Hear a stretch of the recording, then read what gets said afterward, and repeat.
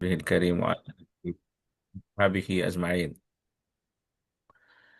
আহ আমার সুপ্রিয় দিনী ভাই ও বোনেরা, ওখানে যারা জয়েন করেছেন সোফার, তো এই আলোচনা আয় রোজগার করার ব্যাপারে আলোচনা, উম, দিনই আলোচনা কিনা। হ্যাঁ, আপনার দেখা গেল যে সবাই স্ট্রাগল করে। আপনার যদি অর্থের অভাব থাকে, আপনার যদি টেনশন থাকে, আপনি যদি ঋণগ্রস্ত থাকেন, আপনাকে যদি পাওনাদাররা যদি চেস করতে থাকে, এটা কিন্তু আপনার নামাজের খুশুখুজুতেও আহ, আপনার আঘাত করে, এফেক্ট করে, প্রভাব ফেলে। তো ওই জন্য সব সময় আপনার রসুল সাল্লাল্লাহু আলাইহি সাল্লাম দোয়া করতেন যে আল্লাহুম্মা কফিনি বিহালালিকা আন হারামিক ওয়া আগনিনি বিফাদলিকা আম্মান সিওয়াক। যে আল্লাহ, আমাকে হারামের কে বাদ দিয়ে হালালকে আমার জন্য কাফি করে দাও। মানে কাফি মানে হচ্ছে যে যথেষ্ট করে দাও আমার জন্য, এবং তুমি ছাড়া আর সকল কিছু যে অগ্নি নিবিফাদ্দিকা আম্মান সিওয়াক, এবং তোমার ফজল দিয়ে আমাকে মালামাল করে দাও, ধনী করে দাও, ধনী করে দাও, আম্মান সিওয়াক, যাতে করে আমি তুমি ছাড়া আর কারো মুখাপেক্ষী না হতে হয়। তো এটা উনি কিন্তু রেগুলার এই দোয়া পড়তেন। হ্যাঁ, তো রিজিকের তালাশ, আপনার হালাল রুজির তালাশ, এটা এবাদতের মধ্যে পড়ে। আপনার কি বলে, এবাদত কবুল হওয়ার জন্য হালাল রুজির শর্ত। হালাল রুজি ছাড়া, হ্যাঁ, আপনার কি, আপনার আপনার পেটে যদি হারাম খাবার যায়, এমন খাবার যেটা হালাল কিন্তু হারাম রুজির কাছ উপরে ভিত্তি করে, হারাম রুজির থেকে কেনা হয়েছে। হ্যাঁ, কাপড় কেনা হয়েছে যদি হারাম রুজির থেকে, তাহলে পুরো জিনিসটা হারামই হয়, তাই না? তো হারাম ইনকাম আলটিমেটলি যে আপনার কিন্তু সমস্ত ইবাদত কিন্তু সর্বনাশ করে দেয়। তো এখন হালাল ইনকাম করব, হালাল ইনকামের মধ্যে সকল, শুধু মুসলমান না, পৃথিবীতে সকল মানুষেরই কিন্তু আপনার ফাইন্যান্সিয়াল ফ্রিডম খুব জরুরি। হ্যাঁ, তো এইটা আমরা দেখব যে আশারায় মুবাশশারাদের জীবনে ওনারা কিভাবে ফাইন্যান্সিয়াল ফ্রিডম, কি বলে, আর্থিক মুক্তি পাওয়া। আর্থিক মুক্তি বলতে বোঝাচ্ছে যে এমন সাফিসিয়েন্ট অর্থ হবে যেটার কারণে আর কারো কাছ থেকে হাত পাততে হবে না, টেনশন করতে হবে না, বরঞ্চ আহ, নিজের হ- প্রয়োজন পূরণ হওয়ার পরেও আরো মানুষকে, আল্লাহর আরো বান্দাকে সহযোগিতা করার মতো সাফিসিয়েন্ট মানি থাকা পকেটে, না? এবং সেই অনুযায়ী আপনার ওই আল্লাহর বান্দাদেরকে সহযোগিতা করার মানসিকতা যদি পুরোপুরিভাবে থাকে, সেটা হচ্ছে সবচেয়ে বড় রিজিক। যে একজন মানুষ দেখা গেল যে কম ইনকাম আছে, কিন্তু যা ইনকাম করে নিজে নিজে ভরপেট খায়, নিজে নিজে কাপড় চোপড় কিনে, নিজে নিজে সব চলাফেরা করার জন্য, শুধুমাত্র নিজে, তার বিবি এবং সন্তানদের পিছনে খরচ করার জন্য আগ্রহী, যে সে মনে করে যে এটা যা ইনকাম করেছি এটা আমার, সুতরাং আমি আমার জন্য খরচ করব। এইরকম চিন্তা যার, সে এক নম্বর হচ্ছে যে নাজায়েজ চিন্তার মধ্যে আছে। দুই হচ্ছে যে এ হচ্ছে আসলে গরিব। হ্যাঁ, তা মনের দিক থেকে গরিব। আচ্ছা, তো কিন্তু আরেকজন আছে যে আপনার, যে ইনকাম করে, হাতে যা আসে, আল্লাহর বান্দাদের কথা চিন্তা করে, আল্লাহর যে সমস্ত বান্দারা বঞ্চিত আছে, অসহায় আছে, তাদের কথা চিন্তা করে, তাদেরকে সহযোগিতা করে, তখন আল্লাহ রাব্বুল আলামিন তার ইনকামের ভিতরেও বরকত দিয়ে দেয়। এবং সেই জিনিসটাই আমরা দেখেছি যে রাসূলুল্লাহ সাল্লাল্লাহু আলাইহি সাল্লামের জীবনেও আছে, এবং সাহাবায়ে কেরামদের, বিশেষত যারা বেস্ট অফ দি জেনারেশনের মধ্যে যারা বেস্ট ছিলেন, আশারায়ে মুবাশশারা, যারা কিনা জান্নাতের সুসংবাদ পেয়েছেন। হ্যাঁ, আপনার তাদের ইনকামের উদ্দেশ্য ছিল নিজে খাওয়ার জন্য না, ইনকামের উদ্দেশ্য ছিল বাকিদের, অনেক আল্লাহর অনেক বান্দাকে সহযোগিতা করার তামান্না তাদের ছিল, যার কারণে আল্লাহ তাদেরকে ভরে ভরে দিয়েছেন। হ্যাঁ, এই যে সেলফলেস ফিলিংটা, এই অনুভূতি কি আমাদের মধ্যে আছে কিনা? হ্যাঁ, এটা যদি থাকে, আপনি যদি বেশি করে দিয়ে দেন, বেগাইরে হিসাব যদি দেন, আল্লাহও আপনাকে বেগাইরে হিসাব দিবে। হ্যাঁ, তো আল্লাহ রাব্বুল আলামিন আপনার, আপনারা একটু মিউট করে দিবেন যারা নতুন জয়েন করছেন। ঠিক আছে। হ্যাঁ, আচ্ছা। তো দেখুন, রাসূলুল্লাহ সাল্লাল্লাহু আলাইহি ওয়াসাল্লাম বলেছেন যে আল্লাহকে গিভ, মানে আল্লাহ, রাসূলুল্লাহ সাল্লাল্লাহু আলাইহি ওয়াসাল্লাম বলেছেন, আল্লাহ বলেছেন যে কি, গিভ, আই উইল গিভ, আমাকে দাও আমি তোমাকে দিব। এখন আমাকে দাও, আল্লাহ চাইতেছে ওনাকে দেওয়ার জন্য। তো উনি যদি দেন, আমি যদি, আমার ক্ষমতা কতটুকু, আমার ক্ষমতা হচ্ছে সসীম, সীমিত। সুতরাং আমি দিব, আমার সীমার বাইরে তো দিতে পারবো না। কিন্তু আমার রব কিন্তু অসীম ক্ষমতার অধিকারী, অসীম ভান্ডারের অধিকারী। হ্যাঁ, এবং অসীম মানে দেওয়ার ইচ্ছারও অধিকারী। তো সুতরাং আমি দিলে আল্লাহ দিবে বলতে বুঝাইলো কি, আল্লাহ দিলে আল্লাহর মতো করে দিবে, আল্লাহর মর্যাদা অনুসারে দিবে। তো আমি যদি আল্লাহর রাস্তায় 10 পাউন্ড দেই, তাহলে আল্লাহ কি 10 পাউন্ড ফেরত দিবে? না, আল্লাহ রাবুল আলমিন এটা অগণিত অসংখ্য পরিমাণ কি কি দিতে পারে, আখেরাতের জন্য জান্নাত পর্যন্ত দিয়ে দিতে পারে আমার এই 10 পাউন্ডের জন্য বিনিময়। এবং দুনিয়াতে কি দিতে পারে, দুনিয়াতে গত সপ্তাহে কিছু আলাপ শুরু করেছিলাম, 10-এ এবং আরো বেশি। মান যাল্লাযী ইউকরিদুল্লাহ কারদান হাসানা ফায়ুদাইফাহু লাহু আদআফান কাসীরা ওয়াল্লাহু ইয়াকবিদু ওয়া ইয়াবসুতু ওয়া ইলাইহি তুরজাউন। যে কে আছো, আল্লাহকে কর্জে হাসানা দিবা। আল্লাহকে কর্জে হাসানা দেওয়া মানে হচ্ছে যে আল্লাহ তো কোনো নিড নাই। আল্লাহর যে সমস্ত বান্দাদের প্রয়োজন, আল্লাহর দ্বীনের দাওয়াতের কাজের যে প্রয়োজন, সেই প্রয়োজনে যে সাড়া দিবে, আল্লাহ তাদেরকে বলতেছে যে, মনে করেন যে প্যালেস্টাইনের ভাই বোন না খেয়ে আসে, প্যালেস্টাইনের ভাই বোন আপনার বম্বিং হয়ে তাদের ছেলে মেয়েরা এতিম হয়ে গেছে। আপনারা মাঝে মাঝে ফেসবুকে রিলে তো দেখেন, সোশ্যাল মিডিয়ার মাঝে মাঝে, এগুলো হচ্ছে ব্লেসিং যে আমরা এগুলো অন্তত দেখতে পাই, উম্মার কন্ডিশন। তো তো তারা না খেয়ে আসে। হ্যাঁ, তো উম্মার একটা অংশ না, আমাদের শরীরের একটা অংশ, যেরকম ব্যথা পাওয়ার কথা, এক শরীরের এক অঙ্গে ব্যথা হইলে সারা অঙ্গে সে ব্যথা অনুভব হওয়ার কথা, সেরকম উম্মার কোনো একটা অংশে যদি কষ্ট হয়, সেই কষ্টটা আমরা অনুভব করার কথা। তো এখন আল্লাহ ওদের বলতেছে যে করদে হাসানা দাও, আল্লাহকে করদে হাসানা দাও,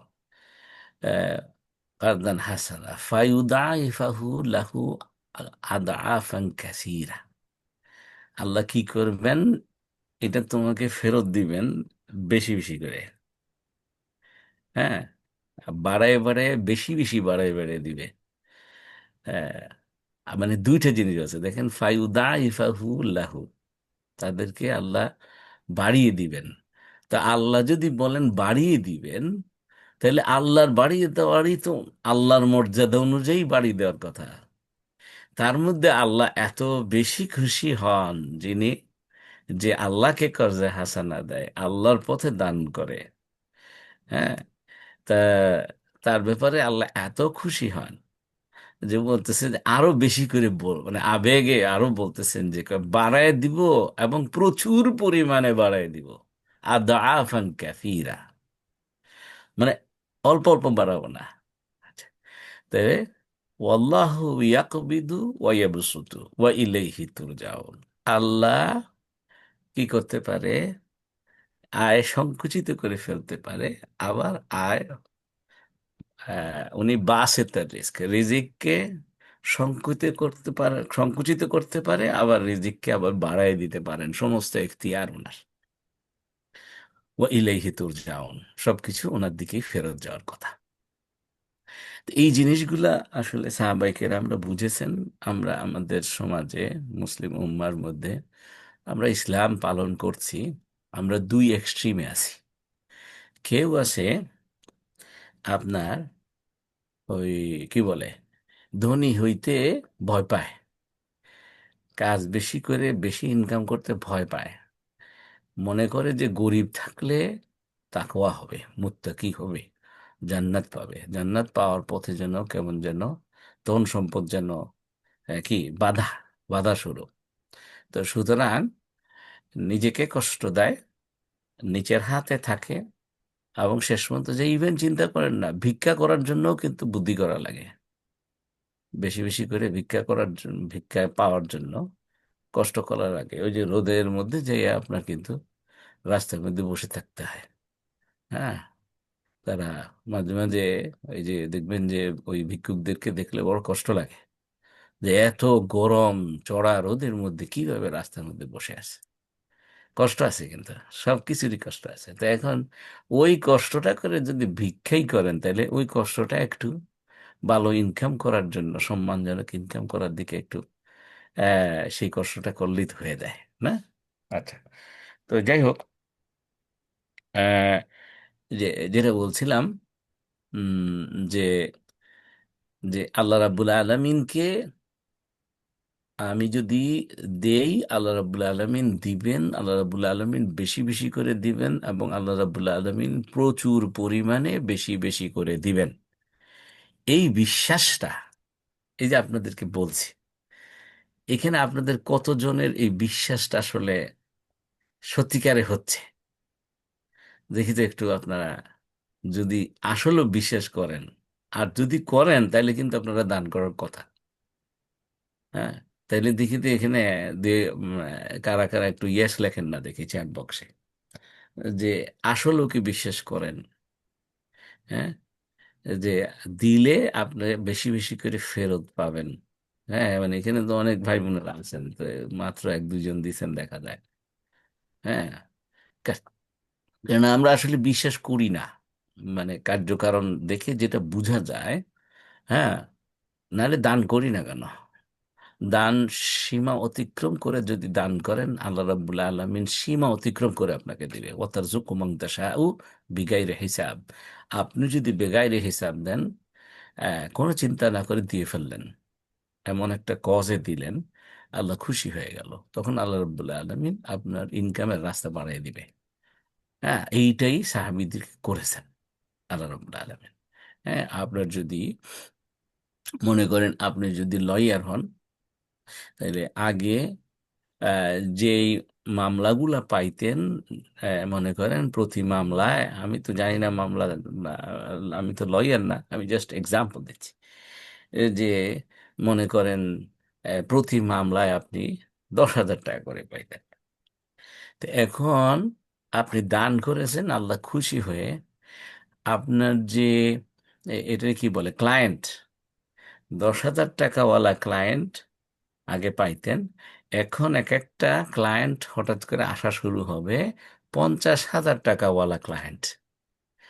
যে আগে যে মামলা পাইতেন একটু কম ইনকামের মামলা, কম ফি এর মামলা, কিন্তু এখন একটু বেশি ফি এর মামলা পেয়ে যাবেন, তাতে করে ডাবল হয়ে যাবেন আপনার ইনকাম। হ্যাঁ, আপনার আমি এখানে ধরেন কিছু অ্যাকাউন্ট্যান্ট, লয়ার বা ডক্টর এই ধরনের ভাইদের কিছু মেন্টরিং করি। তাদের মেন্টাল ওয়েলবিং ইমপ্রুভ করে, প্রোডাক্টিভিটি ইমপ্রুভ করে, ফ্যামিলি রিলেশনশিপ বেটার করে, হ্যাঁ, মনটা ফ্রেশ থেকে আপনার ভালো কাজ করে, হ্যাঁ, তারপরে কিভাবে আল্লাহ কি করলে আল্লাহ ইনকামটা বাড়িয়ে দিবে আল্লাহ, সেটার পদ্ধতি তাদেরকে রেগুলার মেন্টরিং করি আর কি। তো ওখানে ধরেন তারা একদম রিয়েল রেজাল্ট পায়। হ্যাঁ, যে এ, স্যার বা ওস্তাদ বলে যে যে আমি এখন থেকে, আমি এখন ক্লায়েন্ট, আগে যেমন মনে করেন চার্টার্ড অ্যাকাউন্টেন্ট এখানে আছে, আপনি যদি একটা একজন ক্লায়েন্ট যদি পান সেলফ এমপ্লয়েড, হ্যাঁ, কম ইনকামের, মনে করেন যে আমি দুইটা যদি এক্সাম্পল দিই, আমি একজন ট্যাক্সি ড্রাইভার ভাইয়ের কথা জানি। উনি 90,000 পাউন্ড বাৎসরিক গ্রস ইনকাম করেন বিফোর এক্সপেন্সেস। ওনার খরচ টরচ সব যাইয়া ওনার কি বলে income, net income before tax হয় 40,000 পাউন্ড। আবার আরে একজন ট্যাক্সি ড্রাইভার ভাই, উনি ইনকাম করেন 50,000 পাউন্ড। Same profession, same.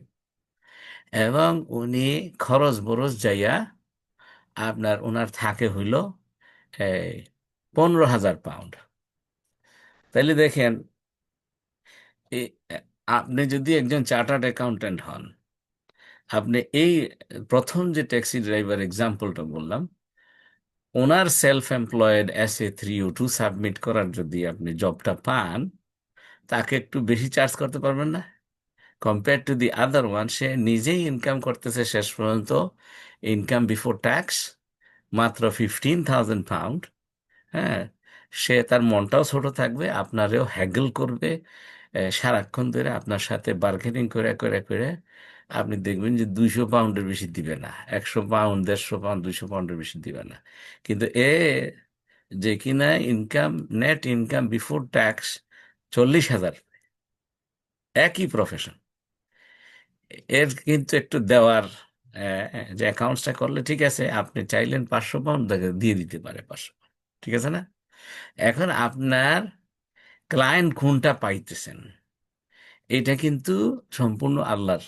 আপনি সার্চ করবেন, কিন্তু শেষ পর্যন্ত যে আমি কিন্তু এই ধরনের চার্টার্ড অ্যাকাউন্টেন্টও ধরেন 2 জন এরকম দেখেছি, যে বলে যে ভাই, এমন ক্লায়েন্ট পাই এরা পয়সা দিতে চায় না, কম, আরে ওরা যে কত কমে।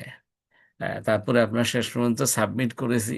হ্যাঁ, সাবমিট করার পরে এই 150 পাউন্ড, 200 পাউন্ড সে পায় কম, দিবে কত, এবং সেইটা আবার দেওয়ার জন্য ঘুরাইতে থাকে। তখন এদের যে এই পুরো ইনকামের যে অ্যাক্টিভিটি কিভাবে পরিবর্তন করতে পারবে, বেটার ক্লায়েন্ট কিভাবে পাবে, হ্যাঁ, কোরআন হাদিসের আলোকে কি চর্চা করলে বেটার ক্লায়েন্ট পাওয়া যেতে পারে, কি মনে করেন? এরকম একটা জানতে পারলে ভালো হইতো না? যে 15,000 পাউন্ডওয়ালা ক্লায়েন্টের চাইতে 40,000 পাউন্ডওয়ালা ক্লায়েন্ট ভালো না? হ্যাঁ, ভাই বোনেরা, নিশ্চয়ই না? তো এই জিনিসটা দেখবেন যে একটা মেজর স্ট্র্যাটেজি হলো যে আপনাকে আল্লাহর পথে দান করার পরিমাণটা বাড়াই দিতে হবে। তো এখন এটা যখন প্রথম বলি আমার সেই মেন্টিদেরকে, তখন তারা পুরোপুরি আসলে কয় কয়, হ্যাঁ বিশ্বাস করি, কিন্তু এটা আত্মস্থ করতে পারে না। পরে যখন আস্তে আস্তে করে সাহাবীদের বিভিন্ন উদাহরণ বলি, তখন এটা বিশ্বাস করা করা শুরু করে এবং আস্তে আস্তে করে প্র্যাকটিস করা শুরু করে। ওইটার সাথে সাথে আরো প্র্যাকটিক্যাল টিপস থাকে, শুধু একটা করলে তো হবে না। আচ্ছা, গেল। তো এখন আসেন আমরা সেই আলোকে, যে গতদিন যে আমরা আলোচনা শুরু করেছি, তার এটা কন্টিনিউশন হিসেবে, যে আমি ওই ওই সাহাবীদের, আশারায়ে মুবাশশারাদের গল্প আপনাদের সাথে একটু শেয়ার করব। হ্যাঁ, এখন আশারায়ে মুবাশশারা কারা কারা? মনে করেন যে আপনারা যদি সামনাসামনি থাকতেন, তাহলে আমি খুব জিজ্ঞেস করতাম যে কতজন মুসলমান আশারায়ে মুবাশশারা সবার নাম জানেন? কতজন মুসলমান আশারায়ে মুবাশশারা ওনারা কে কি করতেন সেটা জানি? সবাই তো নামাজ, মুসলমান হইলেই নামাজ পড়বে, 5 ওয়াক্ত নামাজ তো অবশ্যই পড়বে, রোজা তো অবশ্যই রাখবে। আপনার বাকি যে আপনার হজ, আপনার সামর্থ্যবান হলে হজ তো করবে। আপনার জাকাতের নিসাব পরিমাণ সম্পদ, উদ্বৃত্ত বা সম্পদ থাকলে তো জাকাত দিবে। এগুলা তো মৌলিক ইবাদত তো করবে। কিন্তু ওনারা চলতেন কিভাবে? ওনাদের ইনকাম কোথা থেকে আসতো? ওনারা বেশি দান করতেন কোথা থেকে, এবং কেন করতেন? সেটার বিনিময়ে ওনারা কি পেতেন আল্লাহর কাছ থেকে? আখেরাতে তো পাবেন, দুনিয়াতে কি পেতেন? এই জিনিসগুলা না। তো দেখুন, মুখস্থ করে ফেলেন 10 জন সাহাবী এবং এনাদের জীবনী প্লিজ পড়ুন। এনাদের জীবনের দুইটা আছে, একটা সাইড হচ্ছে মৌলিক ইবাদতের সাইড, আর আরেকটা সাইড হচ্ছে আপনার মুআমেলাতের সাইড, দুইটাই ইবাদত। ওমা খালাকতুল জিন্না ওয়াল ইনসা ইল্লা লিয়াবুদুন, যে আমরা, আল্লাহ রাব্বুল আলামিন বলতেছেন যে আমরা জিন এবং ইনসানকে আর কোনো কিছুর জন্য সৃষ্টি করি নাই এবাদত ছাড়া। তাহলে এবাদতের দুইটা পার্ট আছে, একটা হচ্ছে মৌলিক এবাদত বা ওইটাকে বলতেছে রিচুয়াল এবাদত। হ্যাঁ, যেটা আনুষ্ঠানিক এবাদত, সেটা হচ্ছে নামাজ থেকে শুরু করে, নামাজ হলে নাম্বার ওয়ান, ওইটা ছাড়া মুসলমানই হইতে পারে না, নামাজ, রোজা, হজ, জাকাত। আচ্ছা, আর অন্য সাইডটা হলো মুআমেলাত।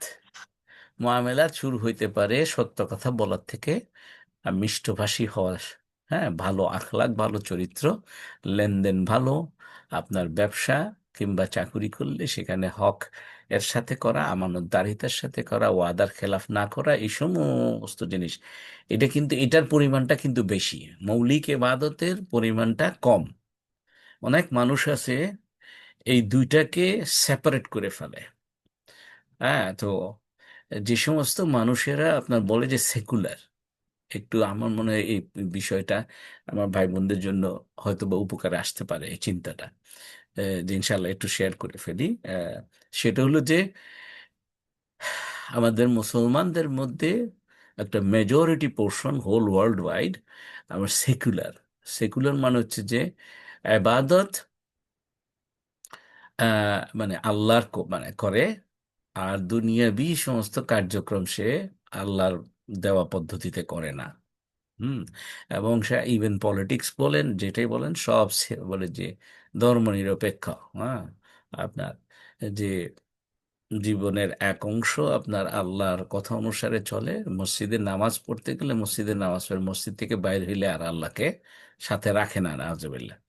আচ্ছা, তারা তো সেকুলার, কিন্তু আমরা যারা এখানে, যারা আপনারা উপস্থিত আছেন, আমি আশা করি এনারা সবাই তাদের জীবনে আপনারা ইসলামকে পরিপূর্ণভাবে পালন করার চেষ্টা করেন। এই আমাদের মধ্যে কিন্তু একটা ডেঞ্জারাস একটা জিনিস আছে।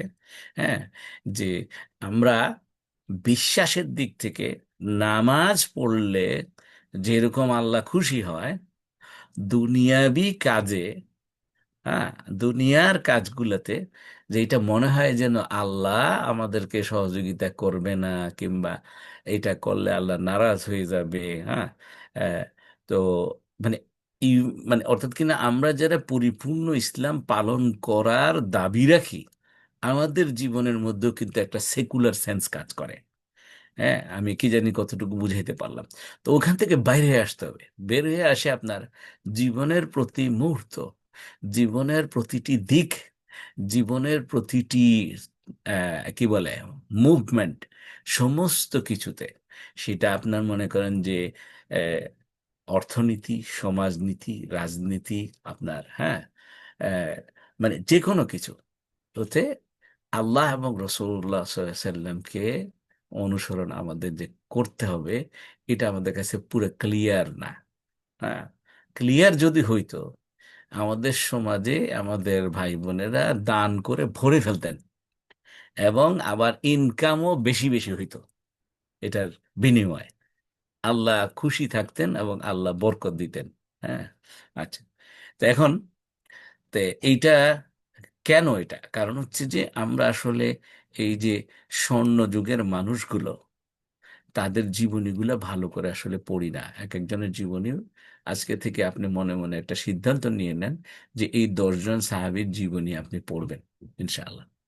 এই যে, কিন্তু পড়তে গিয়ে শুধু এবাদতি সাইডটা শুধু পড়বেন না, এই যে মৌলিক এবাদত যেটা পড়তে গিয়ে ওনারা দুনিয়াবি কারবার কিভাবে করছেন এটাও একটু পড়ার চেষ্টা করবেন। যদিও চর্চা কম থাকার কারণে এই ধরনের বই কম আছে, কিন্তু আপনি দেখবেন যে এ, এটাকে কি বলে, ডক্টর, ওনার নামটা এখন পুরোপুরি মনে আসতেছে না, তো ডক্টর সাল্লাবি না? আচ্ছা, এই আপনার আলী মোহাম্মদ সাল্লাবি, আপনারা একটু লিখে নেন। এ, সুন্দর, আমি বাংলাতে এই বইগুলা কালেক্ট করেছি। তো মানে আবু বকর, ওমর, ওসমান, আলী রাদিয়াল্লাহু আনহুম আজমাইন, ওনাদের জন্য আলাদা এই মোটা মোটা বই উনি লিখেছেন। হ্যাঁ, তারপরে তাবাকাত ইবনে সাদ, এগুলা খুঁজে বাইর করবেন, দেখবেন এগুলা ইংলিশেও আছে, বাংলাতেও হয়েছে, আস্তে আস্তে হচ্ছে। মুসলমানরা ক্লাসিক্যাল আরবিক বুক থেকে আপনার ট্রান্সলেশন হচ্ছে। তো যেটা আমাদের জন্য, যারা আমরা নন আরব, আমাদের জন্য এটা খুব উপকারী। তো এই বইগুলো পারলে কিনবেন। হ্যাঁ। মানে এবং এগুলো পড়বেন, দেখবেন যে আপনার জীবনের মোড় ঘুরে যাবে। ওনাদের প্রত্যেকটা ইয়েতে আছে ওনাদের, ওনারা কাপড়ের ব্যবসায়ী, যারা কাপড়ের ব্যবসায়ী আছেন আপনারা, তারা আপনি দেখবেন যে ওই কি বলে, যেমন ইমাম আবু হানিফা রহমতুল্লাহ আলাইহির জীবনীও পড়া দরকার। উনি কাপড়ের ব্যবসায়ী ছিলেন। আবু বকর রাদিয়াল্লাহু আনহু কাপড়ের ব্যবসায়ী ছিলেন। না আপনার, তো তারপরে মনে করেন যে যারা আপনার প্রপার্টি বিজনেস করেন, রিয়েল এস্টেট, হ্যাঁ, বা রিয়েল এস্টেটের সাথে যারা ওখানে চাকরি করেন, জড়িত আছেন, তারা আপনি জুবায়ের ইবনে আওয়াম রাদিয়াল্লাহু আনহুর জীবনী পড়বেন। তাহলে দেখবেন যে ওখানে আপনি ক্লিয়ার কাট স্ট্র্যাটেজি, হালাল কিভাবে থাকা যাবে, গ্রো কিভাবে করা যাবে। হ্যাঁ। আচ্ছা, তো কি কি তাইলে 10 জনের নাম মুখস্থ করে ফেলেন: আবু বকর রাদিয়াল্লাহু আনহু, ওমর ইবনুল খাত্তাব রাদিয়াল্লাহু আনহু, ওসমান ইবনে আফফান রাদিয়াল্লাহু আনহু, আলী ইবনে আবু তালেব রাদিয়াল্লাহু আনহু। এই 4 জন তো আমরা সবাই মোটামুটি মুখস্থ আছে। কিন্তু এরপরে যে 6 জন: তালহা ইবনে উবাইদুল্লাহ রাদিয়াল্লাহু আনহু, হ্যাঁ, জুবাইর ইবনে আওয়াম রাদিয়াল্লাহু আনহু, আব্দুর রহমান ইবনে আউফ রাদিয়াল্লাহু আনহু, সাদ ইবনে আবি ওয়াক্কাস রাদিয়াল্লাহু আনহু, হ্যাঁ, সাঈদ ইবনে জায়েদ রাদিয়াল্লাহু আনহু, এবং আবু ওবায়দা আমর ইবনুল জাররাহ রাদিয়াল্লাহু আনহু। এই 10 জন। এই 10 জনের মধ্যে আবু বকর রাদিয়াল্লাহু আনহু কাপড়ের ব্যবসা করতেন। ইভেন এটা ফেমাস ঘটনা আছে এভাবে, উনি যখন খলিফা হইলেন, হ্যাঁ, উনি মানে হওয়ার পরপরই আপনার হয়তোবা 2-1 দিনের মধ্যেই উনি কাপড়ের থান নিয়ে রওনা দিয়েছিলেন বাজারের দিকে। ওমর রাদিয়াল্লাহু আনহু দেখে বলছেন, খলিফা আমিরুল মুমিনিন, আপনি কি করতেছেন? কই যে আমি আমার তো সংসার চালাইতে হবে। ওনারা কিন্তু এই যে আমাদের মধ্যে এরকম অভ্যাস আছে, আপনার মনে করেন যে দিনই কাজ করে ওখান থেকে ইনকাম বাইর করার চেষ্টা করে, এবং সেখানে এখানে যে সবটা যে ইনকাম নেওয়া যাবে না এটা না, ওই ইনকাম তালাশ করতে গিয়ে মেজরিটি মানুষ মনে করেন মসজিদ কমিটির কাজ করে, মসজিদের কাজ করে, ওখান থেকে অ্যাডমিন অফিসার হইলো। তো সেই, কিংবা ইভেন যারা ইমাম ওনারা বেতন নেন না। তো ওই ওই বেতনটা জারি রাখার জন্য তখন কমিটি মেম্বারদের মধ্যে অনেক ধরনের পলিটিক্স করতে করতে শেষ পর্যন্ত গীবত চুগলখড়ি সমস্ত হারাম কাজে ইনভলভ হয়ে যান। তো এখন এ- আমাদের এই যে আশারায়ে মুবাশশারা বা সাহাবায়ে কেরামদের এই ধরনের ইচ্ছা ছিল না। তো উনি কয় যে আমার সংসার চালাইতে হবে, কয় যে আমিরুল মুমিনিন, আপনি খলিফা, এ মুসলিম উম্মার খলিফা হয়েছেন। আপনি যদি কাপড়ের দোকানে যে যদি কাপড় বেচা কেনা করতে সময় ব্যয় করে ফেলেন, তাহলে এই খেলাফত চলবে কিভাবে? তখন ওখান থেকে একটা মাসওয়ারা ঠিক করা হয়েছে, এবং সেটা অনেক অল্প অ্যামাউন্ট। ওখানে নিয়ে আমি সুবহানাল্লাহ, আল্লাহ রাব্বুল আলামিন তৌফিক দিয়েছেন বিভিন্ন সংগঠনের ইভেন দায়িত্বশীল পর্যায়ে কাজ করার ইউরোপে। তো দেখা গেল যে আপনার নিজের বেতন নিজে বাড়াইতে চেষ্টা করে, বুঝছেন কিনা, এখনকার যে সোকর দায়ীল আল্লাহরা আশেপাশের যে যারা কমিটি মেম্বার আছে তাদেরকে প্রেসার দিতে থাকে যে আমার আরো টাকা দিতে হবে। এবং যে কিনা একটু যদি কেউ মতামত দেয় যে না, এত তো দেওয়া যাবে না, কেন পাবলিক ফান্ডের মানি, তখন তার পিছনে সে ওই লোক ভদ্রলোক লেগে যায়। তো সমস্ত ভালো দাওয়াতি কাজ সব কিন্তু বরবাদ তার। হ্যাঁ, গীবতকারীর সব বরবাদ না, এবাদত। সে যদি গীবত করে তাহলে মরা ভাইয়ের গোশত খাওয়ার, হ্যাঁ, এটা না। আচ্ছা, তো এখন অল্প রাখছে, এখন অল্প রাখছে আবু বকর রাদিয়াল্লাহু আনহু। এমন এমন হয়েছে যে কি, কোন একটা অকেশনে, হ্যাঁ, এটা কি ঈদের ঈদের অকেশন নাকি বা কোনো একটা বছরের একটা অকেশনে হঠাৎ ওনার বিবি ওনাকে একটু মিষ্টির একটা আইটেম দিয়েছে এক্সট্রা। তখন আবু বকর রাদিয়াল্লাহু আনহু, ওনারা এত টনটনে ছিলেন সুবহানাল্লাহ, যে সারাক্ষণ কি বলেন, কোনো একটা নতুন জিনিস যদি নজরে পড়ে, হ্যাঁ, ঘরের কোনো বিষয়ে, ওনার সাথে সাথে এটা কোন কোন জায়গা থেকে আসলো, এই খাবারটা, এটার অর্থটা কোন জায়গা থেকে আসছে। উনি সাথে সাথে ওনার বিবিকে জিজ্ঞেস করেছেন যে কি, এই যে তুমি যে মিষ্টি এক্সট্রা আইটেম দিলা, পয়সা পাইছো কোথায়? তখন ওনার বিবি বললেন যে কি, সারা বছরে যে আপনার যে মাসোহারা দেওয়া হয় বাইতুল মাল থেকে, সেখান থেকে প্রতি মাসে আমি কিছু কিছু জমাইছি, জমিয়ে জমিয়ে ওইটা তো ওই টাকা দিয়ে আমি এই মিষ্টির আইটেমটা আমি তৈরি করেছি। সুবহানাল্লাহ, সাথে সাথে উনি গিয়ে, উনি তো খলিফা, উনি ওনার মাসোহারা ঠিক যেই পরিমাণ দিয়ে এক্সট্রা মিষ্টি খাওয়ার ব্যবস্থা হইলো, ও বলছে যে এটা হলো এক্সট্রা, সুতরাং এটা আমি নিব না। উনি ওনার মাসোয়ারা ওই পরিমাণটা কমায় দিয়েছেন। আল্লাহ আকবার। তো এখন, এবং ওনার বহু কথা আছে ওনার ব্যাপারে। আবু বকর রাদিয়াল্লাহু আনহু বলেছেন যে এই আবু বকর তার পেটে কোনো দিন কোনো হারাম জিনিস ঢুকতে দেয় নাই। এটা কখন বলেছেন? আবু বকর রাদিয়াল্লাহু আনহুকে একদিন উনি একটা কিছু খেয়ে ফেলছিলেন। উনি তখন ওই, এবং উনি জানতে পেরেছেন যে এটা জিনিসটা হালাল না। উনি সাথে সাথে ওনার এই যে, মনে করেন যে দুই আঙ্গুল দিয়ে জিহ্বার একদম গোড়ায়, যে আলা জিহ্বার ওই জায়গার মধ্যে জোরে প্রেসার দিলে কিন্তু আপনার কি হয়, বমি হয়ে যায় কিন্তু খাবার সাথে সাথে, যদি আপনি এটা আবার ট্রাই করেন না। হ্যাঁ, এমন ভাবে নিজেকে কষ্ট দিয়ে উনি খাবারটা বের করে দিয়েছেন।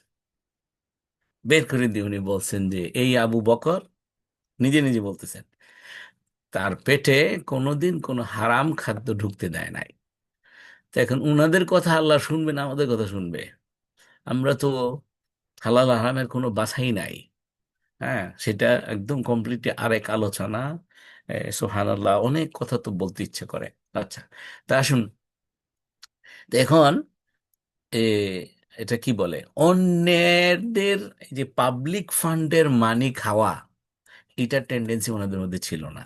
অথচ উনি কিন্তু এটা, যেমন উনি ছিলেন, মনে করেন যে খলিফা মানে হচ্ছে তো প্রাইম মিনিস্টার কিংবা প্রেসিডেন্ট।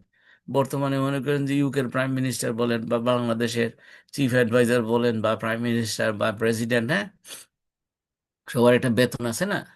ওটা তো একটা জব। ওই জবে তো লেজিটিমেট ভাবে উনি দেশ পরিচালনার জন্য উনি কিন্তু ভালো স্যালারি পাওয়ার কথা, কিন্তু না, জীবনে কোনো মতে চলার জন্য যতটুকু দরকার অতটুকু নিতেন। সুবহানাল্লাহ বিহামদিহি। আচ্ছা, এখন কিন্তু উনি এই যে খলিফা হওয়ার আগ পর্যন্ত উনি কিন্তু ব্যবসা করতেন। ওনা কাপড়ের ব্যবসা বললাম, আর ট্রেডিং। হ্যাঁ, ওনারা মেজরিটি সাহাবিরা, আপনার এই যে বিশেষত যারা ব্যবসায়ী সাহাবি, ওনারা ট্রেডিং করতেন, মানে যেটাই পাইতেন একটু প্রফিটেবল ওনারা কেনা বেচা করতেন। আচ্ছা, ওমর ইবনে খাত্তাব রাদিয়াল্লাহু আনহু, ওনার সম্পর্কে কিন্তু তেমন একটা ব্যবসার কথা আমরা প্রচলিতভাবে জানি না। কিন্তু উনি ব্যবসা করতেন, কিন্তু উনি ব্যবসায় খুব বেশি ভালো করেন নাই। ওনার মোড় হচ্ছে যে উনি যে খলিফা হওয়ার পরে যে উনি ন্যায় বিচার এস্টাবলিশ করেছেন, উম্মাকে, আপনার খেলাফতকে একটা বিরাট মানে এক্সপান্ড করেছেন, অর্ধ পৃথিবীর শাসক হয়েছেন উনি। হ্যাঁ, ওইটাতে ওনার মানে বেশি এক্সপার্টিজ হয়েছে।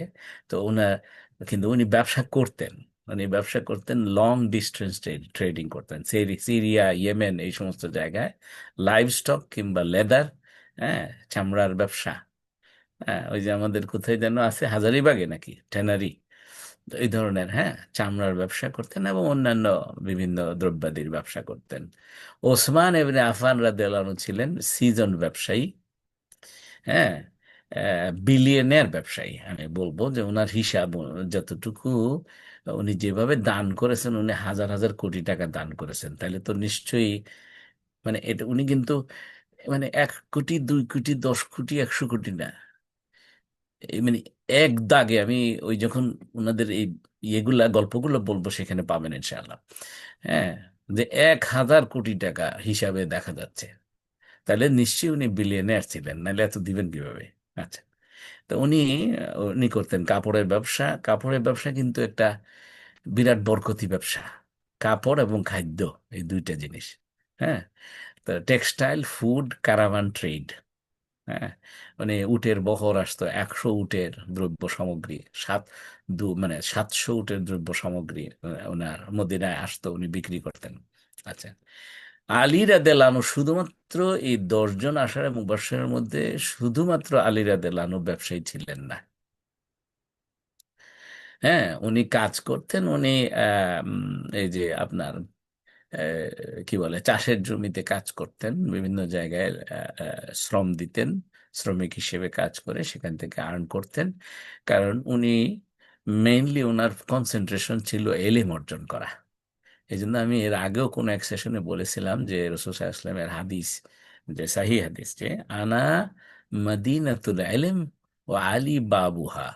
রসূল সাল্লাল্লাহু আলাইহি ওয়াসাল্লাম বলেছেন যে কি, আমি হচ্ছি এলেমের শহর, আর আলী হচ্ছে সেই শহরের দরজা। হ্যাঁ। তো তার মানে কত, মানে এলেমের দিক থেকে কত মর্যাদা উপরে উঠেছেন উনি। যেখানে আপনি আলী রাদিয়াল্লাহুর প্রচুর, মানে কি বলে, ইন্সপায়ারিং কোটেশন আছে, সুন্দর সুন্দর এলেমের উপরে। হ্যাঁ, এটা আজকের আলোচনার বিষয় না। তো উনি ওটাতে বেশি কনসেন্ট্রেশন করেছেন। আচ্ছা, তালহা ইবনে উবায়দুল্লাহ রাদিয়াল্লাহু আনহু, উনি বিরাট সহায় সম্পত্তির মালিক ছিলেন। উনি বিভিন্ন দ্রব্যের ব্যবসা করতেন, কারাভান ট্রেডিং করতেন। হ্যাঁ, ক্যারাভান বলতে কিন্তু ওই যে এখনকার ক্যারাভান তো হলো গাড়ি ক্যারাভান, আর তখনকার ক্যারাভান হচ্ছে যে উটের বহর। আচ্ছা, আপনার ইরাক কেন্দ্রিক উনি কৃষি জমি ছিল সেখানে উনি, মানে কৃষি জমি বলতে মানে ধরেন মনে করেন যে 1 ঘন্টা 2 ঘন্টা এরকম না।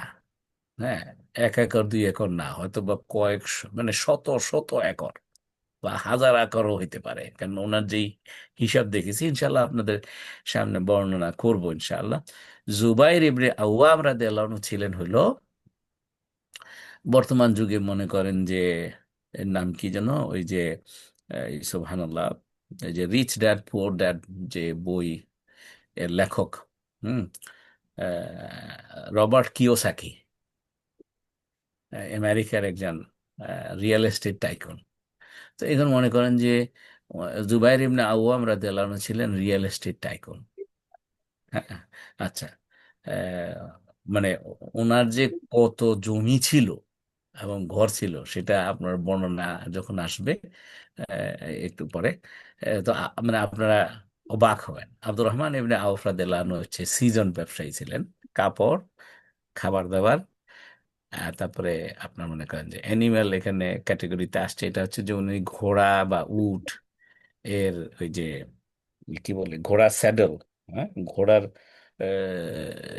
ঘোড়াকে আপনার চালানোর জন্য যত রঙের জিনিস আছে এগুলো উনি কেনা বেচা করতেন। এটা বলতে পারেন যে বর্তমান জমানায় গাড়ির যেরকম স্পেয়ার পার্টসের ব্যবসা। হ্যাঁ। তো তখনকার দিনে তো গাড়ি ইকুইভ্যালেন্ট হলো ঘোড়া এবং উট ছিল। তো উনি উটের এই বিজনেস গুলা করতেন, মানে উটকে ভালো পরিচর্যা করার জন্য এবং এটা পরিচালনা করার জন্য আপনার এই উটের দড়ি থেকে শুরু করে যত জিনিস দরকার, স্যাডল আছে যেটার উপরে বসে, হ্যাঁ, এগুলা উনি কেনা বেচা করতেন। এবং এইটাও আসছে যে উনি জমি বেচা কেনাও করেছেন। আচ্ছা, সাদ ইবনে আবি ওয়াক্কাস রাদিয়াল্লাহু আনহু, ওনার ব্যবসা ফুল মেইন ফোকাস ছিল না, উনি ছিলেন যোদ্ধা হিসেবে, হ্যাঁ, আর্মি জেনারেল। হ্যাঁ। আচ্ছা, তো উনি উনি বিজনেস করতেন, বড় ইন্টারেস্টিং বিজনেস। বর্তমান জমানায় আহ, এই দেশগুলো মনে করেন ইংল্যান্ড, আমেরিকা, ওদের সবচেয়ে বড় ইনকামের জায়গা হলো অস্ত্র ব্যবসা। যার কারণে তারা কি করে, সারা পৃথিবীতে যুদ্ধ লাগায় রাখে। যত বেশি যুদ্ধ হবে, অস্ত্রের তত বেশি দরকার। সেটা ফাইটার বিমান থেকে শুরু করে মিসাইল বলেন, সমস্ত কিছু। এইটা, এই যে আমেরিকা এবং ইংল্যান্ড, ওদের কিন্তু ব্যবসা চালু রাখার জন্য, তাদের ন্যাশনাল জিডিপি আপনার হাই লেভেলে রাখার জন্য তারা কিন্তু বাধ্য যুদ্ধাস্ত্র বিক্রি করার। এই জন্য তারা সারা পৃথিবীতে বিভিন্ন জায়গায় যুদ্ধ লাগায় রাখে। এটা তাদের তাদের প্রয়োজনেই তারা এটা করে। তো এবং এটা কিন্তু প্রচন্ড প্রফিটেবল বিজনেস। তো এখন সাদ ইবনে ওয়াক্কাস রাদিয়াল্লাহু আনহু তখনকার সময়কার মিলিটারি ম্যাটেরিয়ালস বিক্রি করতেন। এখন সেটা হইতে পারে যে মনে করেন যে তলোয়ার থেকে শুরু করে, হ্যাঁ, আপনার যুদ্ধের জন্য যত রকমের সরঞ্জাম আদি দরকার, এগুলো উনি কেনাবেচা করতেন। আচ্ছা, উনি জেনারেল ট্রেডিংও করতেন, উনি আবার এগ্রিকালচারের কিছু বিজনেসও করেছেন। সাঈদ ইবনে জায়েদ রাদিয়াল্লাহু আনহু, উনি ছিলেন একজন ল্যান্ড ওনার, মানে প্রচুর ওয়েলদি বিজনেসম্যান, এগ্রিকালচার এবং ট্রেডিং এরিয়ে। কিন্তু তো ওনারা এনাদের মধ্যে কেউ কেউ আছেন যে মনে করেন যে হেরিডিটারি ভাবে, হ্যাঁ, বাপদাদার থেকে পেয়ে আসছেন, কিন্তু এবং সেটাকে আরো বাড়িয়েছেন। হ্যাঁ, আবার কেউ কেউ আছে যে না, নিজের থেকে, যেমন আব্দুর রহমান ইবনে আওফ রাদিয়াল্লাহু আনহু, উনি বড় বিজনেস ফ্যামিলির থেকে আসছেন, কিন্তু আহ, ঈমান আনার পরে তার বাবা এবং তার কি বলে, তার বাবা চাচারা তাকে ফোরসেক করেছে। উনি শেষ পর্যন্ত কপর্দকশূন্য অবস্থায় কিন্তু উনি যান নিয়ে পালাই আসতে হয়েছে মদিনায়। উনি যখন মদিনায় আসছেন, ওনার হাতে উনি যে ব্যবসা শুরু করেছেন, মানে এই কি বলে, কিতাবে এভাবে আসছে, মনে করেন যে যে দলিলে, যে 2 দিনার অথবা 4 দিনার দিয়ে আসলে উনি ব্যবসা শুরু করেছেন, এইটুকুই ছিল ওনার কাছে। হ্যাঁ, তো তার মানে অলমোস্ট শূন্য থেকে ব্যবসা শুরু করে উনি বিলিয়নিয়ার হয়েছেন। আমার যতটুকু হিসাব করেছি তাতে এই আব্দুর রহমান ইবনে আউফ রাদিয়াল্লাহু আনহু এবং ওসমান ইবনে আফফান রাদিয়াল্লাহু আনহু, ওনারা আমি বলবো যে ট্রিলিয়নিয়ার ছিলেন বললেও বোধহয় ভুল হবে না। বিলিয়নিয়ার তো আছেই। আচ্ছা, এরপরে কি আপনার মনে হয় যে কার কথা বলছিলাম? সাদ ইবনে আবি ওয়াক্কাস বলেছি, সাঈদ ইবনে জায়েদ রাদিয়াল্লাহু আনহু, ওই যে এটাও বললাম আপনার, উনি অনেক সম্পত্তির মালিক ছিলেন, ওয়েলদি বিজনেসম্যান ছিলেন। আচ্ছা, আবু উবায়দা আমর ইবনুল জাররাহ, ইনি আবার আর্মি জেনারেল ছিলেন, গভর্নর হিসেবে খুবই সফল গভর্নর ছিলেন, অ্যাডমিনিস্ট্রেটর হিসেবে খুবই সফল অ্যাডমিনিস্ট্রেটর ছিলেন। But at the same time উনি কিছু লং ডিস্টেন্স ট্রেডিং করতেন, ইয়েমেন, সিরিয়া এবং ইভেন বিয়ন্ড।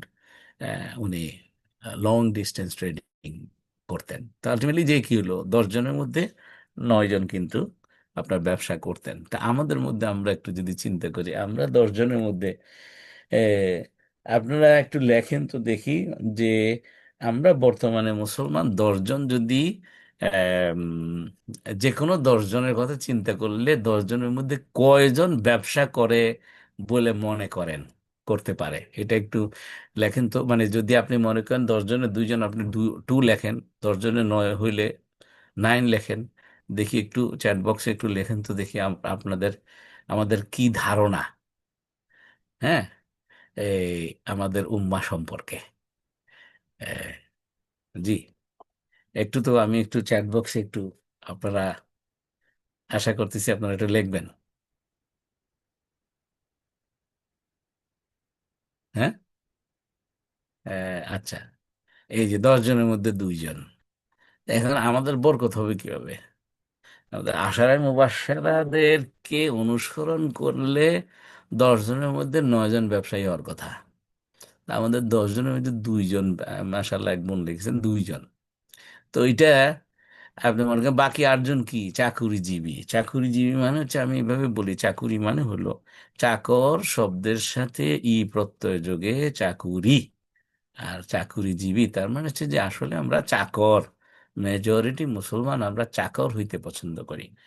একটি চাকুরির জন্য আপনার কাঠখড় পুড়িয়ে অনেক ইন্টারভিউ আমরা দিই, তাই না? কিন্তু একটু আল্লাহর দেওয়া ওয়াবতাগু মিন ফাদলিল্লাহ, আল্লাহর ফজলকে একটু তালাশ করা, একটু নাড়াছাড়া করলে যে বরকত হইতো এবং আরো বেশি ইনকাম করা যেত, এটা খেয়াল করি না। কারণ কারণ কি? কারণ হচ্ছে আমাদের আল্লাহর উপরে তাওয়াক্কুল নাই। হ্যাঁ, তো যাই হোক, দেখুন আসুন, তাইলে আমি একটু বর্ণনা করি। তাইলে ধরেন শুরু করি যে ওসমান ইবনে আফফান রাদিয়াল্লাহু আনহু থেকে। ওসমান ইবনে আফফান রাদিয়াল্লাহু আনহুর যেমন মনে করেন যে, এবং আপনি ওনাদের বর্ণনা শুনলে দেখবেন যে ওনাদের সবচেয়ে বড় ইনভেস্টমেন্ট ছিল হচ্ছে দান করা। আমাদের মধ্যে একটা প্রচলিত আইডিয়া হলো যে দান করলে কেমন মনে হয় না যে আল্লাহ খরচ করে ফেললাম, দিতে চায় না, আবার অল্প দিয়ে, এরকম অনেক মানুষ আছে অনেক গলাবাজি করে। দিয়েছে অল্প, মসজিদে মনে করেন যে এ, এটা কি বলে, 100 পাউন্ড দিয়েছে। মসজিদে যখন মসজিদটা তৈরি হওয়ার সময় ডাক আসছে, মনে করেন 1000 পাউন্ড দিয়েছে। কিন্তু এমন ভাব করে মনে হয় যেন উনি মসজিদের মালিক হয়ে গেছেন, এই মসজিদ আমরা করেছি, সুতরাং আমাদের কথা শুনতে হবে। আচ্ছা, কিন্তু ধরেন ওসমান আদেলানো কি করেছেন, এটা কোনোদিন দানের খোঁটা দেওয়া যাবে না, ওনারা দিতেন না। আচ্ছা, তো ধরেন মদিনাতে এরকম হয়েছে যে বিরাট পানির ক্রাইসিস। হ্যাঁ, আপনার যে একটা প্রধান কুয়া, ওখানে তো কুয়ার থেকে ধরেন পানি ওনারা নিতেন। তো বীর রুমা বলে, যে রুমার কুয়া, রুমা কুয়ার নাম হচ্ছে রুমা। ওইটা ছিল হলো মেইন সোর্স অফ ওয়াটার। তখন ওইটা একজন ইহুদি ব্যক্তির মালিকানায় ছিল। তো সে করতো কি, ইহুদিরা তো মাশাল্লাহ আপনার এ, যত আপনার বেশি দামে আপনাকে বিক্রি করতেছিলেন উনি। তখন রসুল্লাহ সাল্লাম সাহাবীদের মধ্যে এমনি বললেন যে, কে আছো যে এই কুয়াটা কিনে নিবা, তাইলে তার জন্য আল্লাহ রাব্বুল আলামিন জান্নাতে, হ্যাঁ আপনার মনে করেন যে এটা কি বলে, যে লোকটা এই রুমার কূপটা মানে কিনে নিবে বা খনন করে দিবে, এটা পানির ব্যবস্থা করে দেবে, সে জান্নাতি। এটা শোনার সাথে সাথে ওসমান ইবনে আফফান রাদিয়াল্লাহু আনহু এটা কি করছেন, উনি কিনতে গেছেন। তো কিনতে গেছেন, পরে ইহুদি ব্যক্তিতে সুযোগ পেয়ে কড়া দাম হাঁকিয়েছে।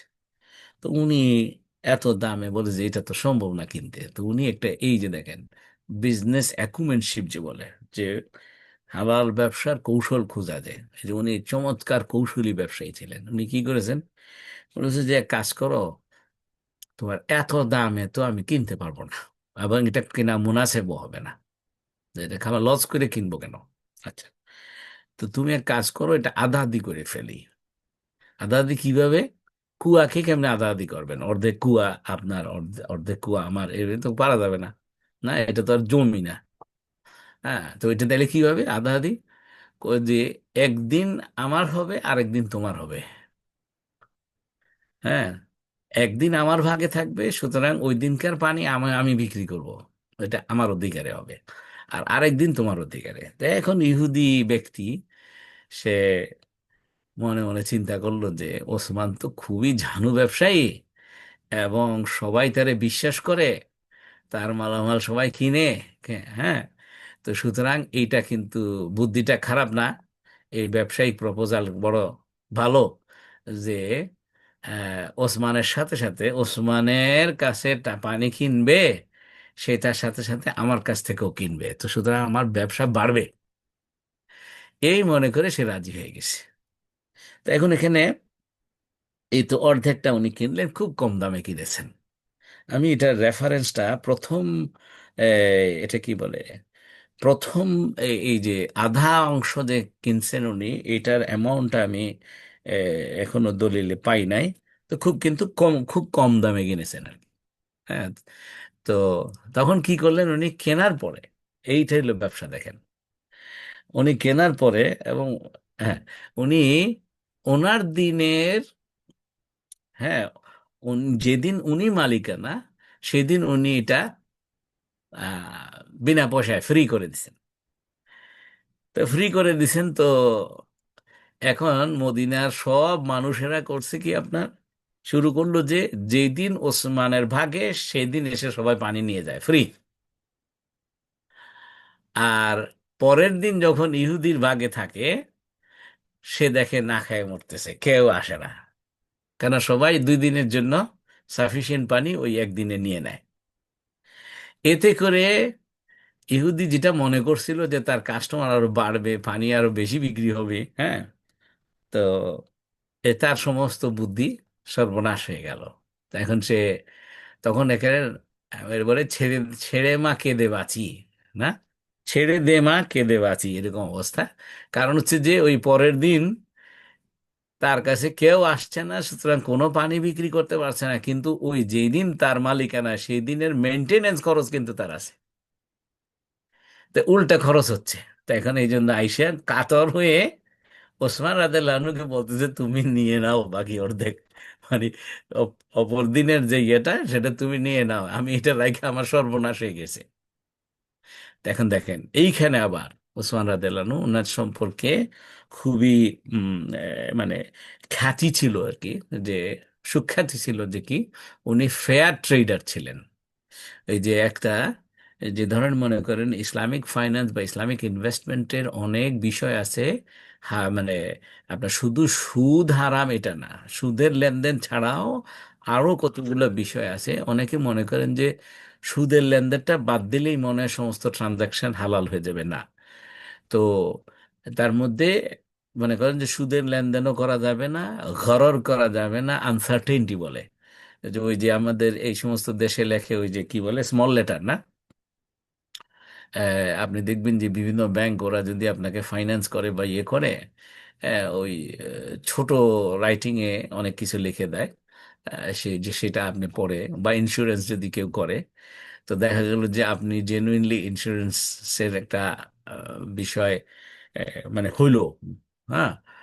তখন আপনি যখন তাদের কাছ থেকে দাবি করতে যান, তখন ওরা ওই যে স্মল লেটারের ওখান থেকে আসবে যে এই তুমি এ, আমাদের এই ইন্স্যুরেন্সের মানি তুমি পাইতা যদি তোমার এই জিনিস যদি কাভার হইতো, এই কন্ডিশন ফুলফিল হইলে।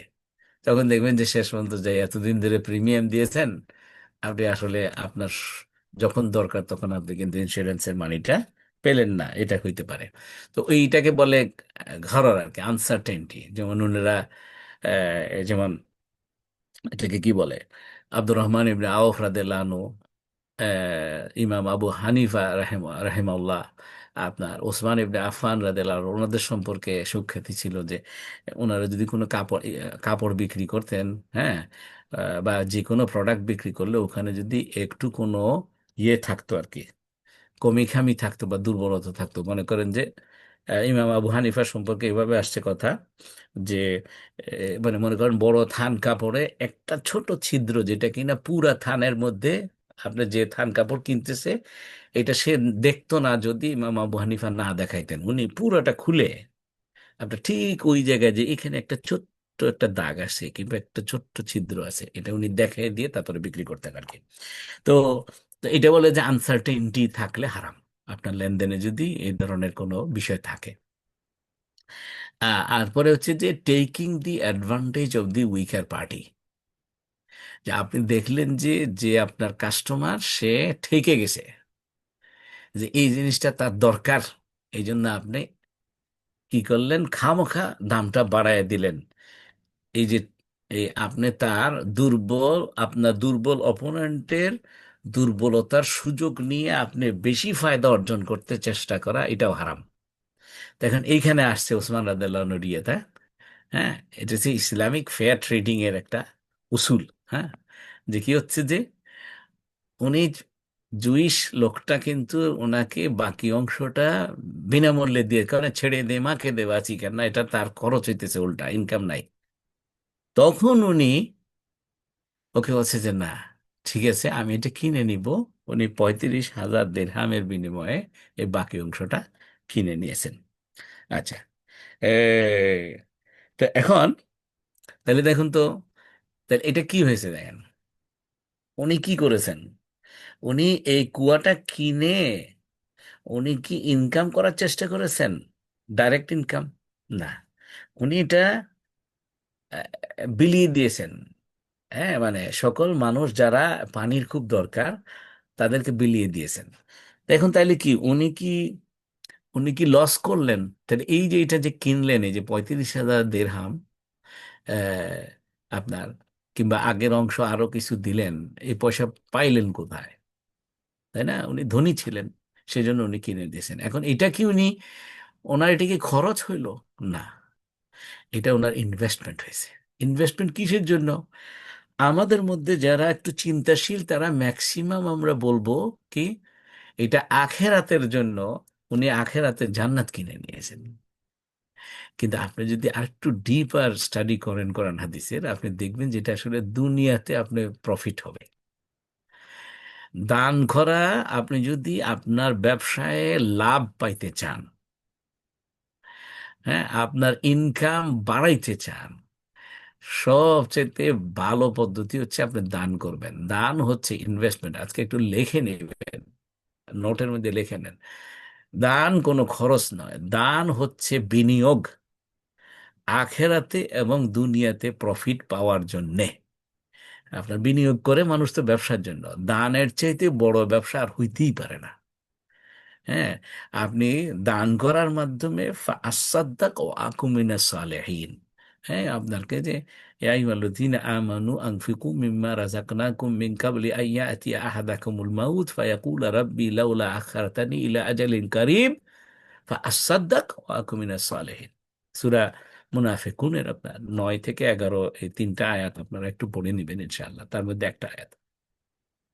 তো সেটা হচ্ছে যে যখন এন্তেকাল করলো একটা বান্দা, আল্লাহ বলতেছেন আর কি, যে কি সে যখন কবর জগতে যখন পৌঁছে গেল, মুনকার নাকির যখন তারে সওয়াল জবাব করলো, ওই সময় সে বুঝে ফেলেছে, ওই সময় সে বুঝে ফেলবে যে দান সে যে করে নাই। বিভিন্ন মানুষে আল্লাহর রাস্তায় দান করার জন্য তার কাছে আসছিল। হ্যাঁ, তখন সে তাদেরকে এনকার করেছে, তাদেরকে তুচ্ছ-তাচ্ছিল্য করেছে, বিরক্ত হয়েছে, কয় এই লোকগুলা শুধু খালি টাকা চায়, শুধু টাকা চায়। আজকে এটা, কালকে ওইটা, আজকে মসজিদ, কালকে মাদ্রাসা, পরশুদিন আপনার কি আপনার এতিমখানা। ওদের কাছে আসলে শুধু তারা বলে যে কিছু দাও, কিছু দাও, আল্লাহ রাস্তায় কিছু দাও, কিছু দাও। তো বিরক্ত হয়, যে এই যে বিরক্ত হয়েছে এবং কম দিয়েছে, এটা যে তার নিজের কত ক্ষতি হয়েছে, এইটা সে কবর জগতে গেলেই সাথে সাথে বুঝতে পারবে। বোঝার সাথে সাথে সে বলবে ফাইয়াকুল রাব্বি লাউলা আখারতানি ইলা আজালিন কারীব। ও আল্লাহ, আমি এখন বুঝে ফেলেছি দান করাটা যে কত বড় ইনভেস্টমেন্ট ছিল, কত বড় বিনিয়োগ ছিল, কত বড় ব্যবসা ছিল, যেটার বিনিময়টা যে কি, এটা এখন আমি চাক্ষুষ দেখতে পাইতেছি। সুতরাং আমাকে কি করো, হ্যাঁ, লাউলা আখারতানি ইলা আজালিন কারিব, একটু অল্প সময়ের জন্য হইলেও আমাকে দুনিয়ার জিন্দেগিতে ফেরত পাঠাও। পাঠাইলে আমি আর কিছু করব না, যেহেতু এটা বুঝে ফেলছি। আমি শুধু আসাদ্দাক ওয়া আকুম মিনাস সালেহিন, সাদকা করতে থাকবো, দান করতে থাকবো এবং সালেহিনদের অন্তর্ভুক্ত হয়ে যেতে থাকবো। মানে কি, জান্নাতীদের অন্তর্ভুক্ত হয়ে যেতে থাকবো। তো এটা গেল হলো আখেরাতের লাভ। এখন দুনিয়ার লাভ কি? দুনিয়ার লাভ হচ্ছে, দেখুন, আপনি যদি এখন এখন আসেন, যে আপনি যদি ওই যে একটা আলোচনা তো আপনাদেরকে করেছিলাম, হার্ভার্ড ইউনিভার্সিটির প্রফেসর, যে আপনি যদি, ওনার গবেষণায় আসছে যে 1,000 পাউন্ড যে চ্যারিটি করে, এটা কিন্তু আল্লাহর পথে না, সেকুলার চ্যারিটি, কোন একটা ফিলান্থ্রপিক করলো। যেমন আমেরিকাতে দেখবেন যে সব হার্ভার্ড ইউনিভার্সিটি, এমআইটি, স্ট্যানফোর্ড, এই সমস্ত যত বিশ্বের সবচেয়ে বিখ্যাত ইউনিভার্সিটিগুলা কি এন্ডাওমেন্ট ফান্ডে চলে। এন্ডাওমেন্ট ফান্ড মানে হচ্ছে, দেখেন, এটা আসলে আমাদের মুসলমানদের একটা জিনিস, ওয়াকফ। ওয়াকফের এটাই মডার্ন নাম হচ্ছে এন্ডাওমেন্ট ফান্ড। তো এই এন্ডাওমেন্ট ফান্ড গুলা দিয়েছে কারা, দেয় কারা? তা পৃথিবীর যত বড় বড় বিলিয়নের আসে, তারা এগুলা দেয়। বিলিয়নের ফ্যামিলি আপনার, এগুলো majority Zionist Jewish family, Rothschild family থেকে শুরু করে। তো সুতরাং ওই ইউনিভার্সিটি গুলাতে যত রিসার্চ হবে, সেই রিসার্চ কি যারা ফান্ড দিয়েছে তাদের চাওয়া অনুযায়ী রিসার্চের আউটকাম আসার কথা না। হ্যাঁ, মানে যে টাকা দেয় তার পলিসিতেই পৃথিবী চলে। হ্যাঁ, তো এখন এটাকে কি বলে, তো মেজরিটি ফান্ড, যেহেতু জায়নিস্টরা আপনার পৃথিবীর সমস্ত কিছুর মালিক এখন বর্তমানে। আপনার পৃথিবীর সমস্ত বড় ব্যাংকগুলার মালিকানা হচ্ছে জুইসদের, না? পৃথিবীর সমস্ত বড় মাল্টি ন্যাশনাল কর্পোরেট কোম্পানিগুলার মালিকরা হচ্ছে জুইসরা।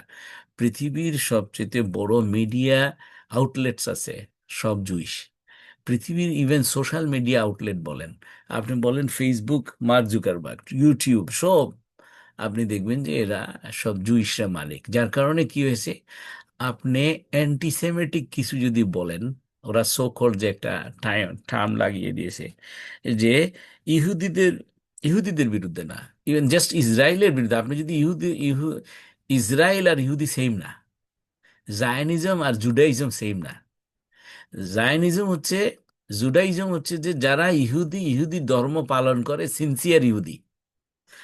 আর জায়নিজম হচ্ছে কারা, যারা ইহুদি ধর্ম পালন করে না কিন্তু ইহুদি ধর্মকে পুঁজি করে পৃথিবীর সমস্ত অর্থ সম্পদ কুক্ষিগত করে এবং পৃথিবীকে ওয়ান ওয়ার্ল্ড অর্ডারে পরিচালিত করার চেষ্টা করে।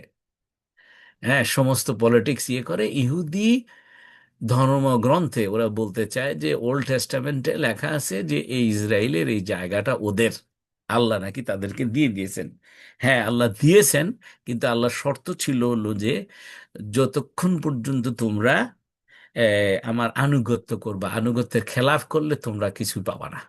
তো তারা তো আনুগত্যের খেলা অবশ্যই করছে, তারা তো মাগদুব, না আমরা বলি যে গায়রিল মাগদুবি আলাইহিম ওয়ালাদ্দাল্লিন, বলি যে সূরা ফাতিহাতে, যে এমন পথে আমাদেরকে পরিচালিত করিও না, আমাদেরকে এইরকম পথ দেখানোর দরকার নাই যেটা কিনা যেই পথে তোমার গজবপ্রাপ্ত লোকেরা চলে গেছে, আর তুম পথহারা পথভ্রষ্ট লোকেরা চলে গেছে। রাসূলুল্লাহ সাল্লাল্লাহু আলাইহি সাল্লামের তাফসীর অনুসারে এই যে মাগদুব হচ্ছে কারা, ইহুদিরা।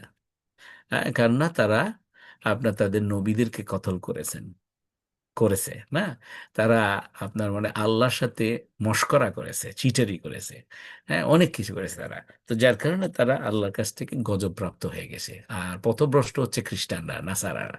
আচ্ছা, তা আমাদেরকে আল্লাহ যেন ইহুদি এবং নাসারাদের পথে পরিচালিত না করে, কেননা এই দুইটা পথ জাহান্নামের পথ। ওইটাই কিন্তু আমরা প্রতিবার প্রতি রাকাতে আমরা যখন সূরা ফাতিহা পড়ি, আমরা এটাই আসলে মেন করি, বুঝি আর না বুঝি। আচ্ছা, তো এখন এই সুতরাং দেখেন এই যে জুইশ আর জায়নিস্ট দুইটা আলাদা জিনিস। তাই সারা পৃথিবীর ইভেন যে ওই যে আমি কোন দিন কোন একটা প্রোগ্রামে আজকাল এই বিষয় নিয়ে একটু আমি আলোচনা বেশি করার চেষ্টা করি, যার কারণে কোনো একটা সেশনে আমি এটাও বলেছি, মনে করেন যে আপনি ইংল্যান্ডে, যারা এখানে ইংল্যান্ডের থেকে যারা জয়েন করেছেন, ইংল্যান্ডে জমি কিনে মনে করেন যে একটা প্রপার্টি কিনলাম। হ্যাঁ, মানে এটা ফ্রি হোল্ড প্রপার্টি, সুবহানাল্লাহ, ফ্রি হোল্ড প্রপার্টি।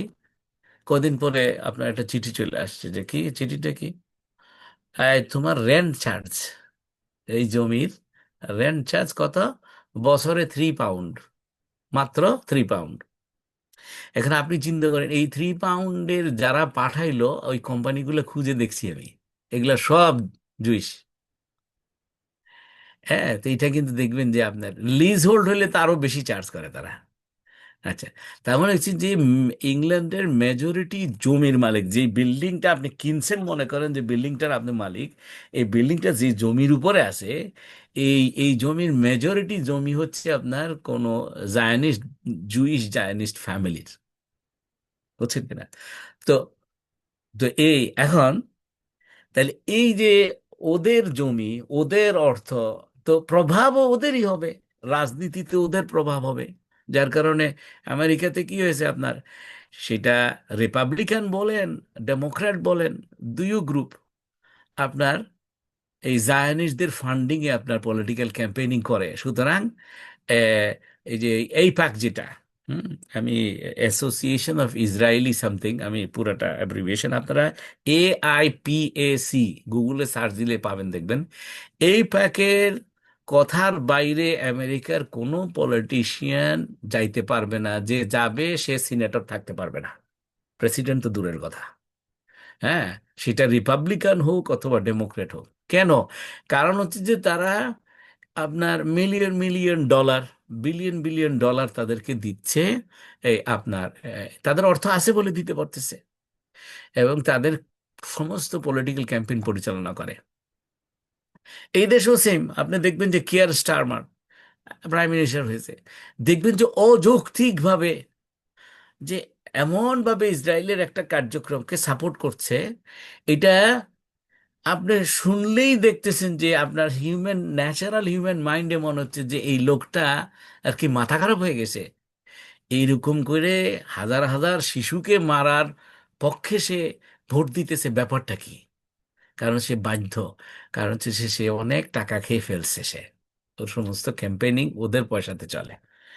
হ্যাঁ, আর যে কোনো মুহূর্তে সে যদি ওদের এগেনস্টে কথা বলে, ওর প্রাইম মিনিস্টারশিপ থাকবে না। কথা বুঝছেন কিনা? তো এটা কিসের জন্য হয়েছে? অর্থ সম্পত্তির মালিক তারা বলে, তাই না?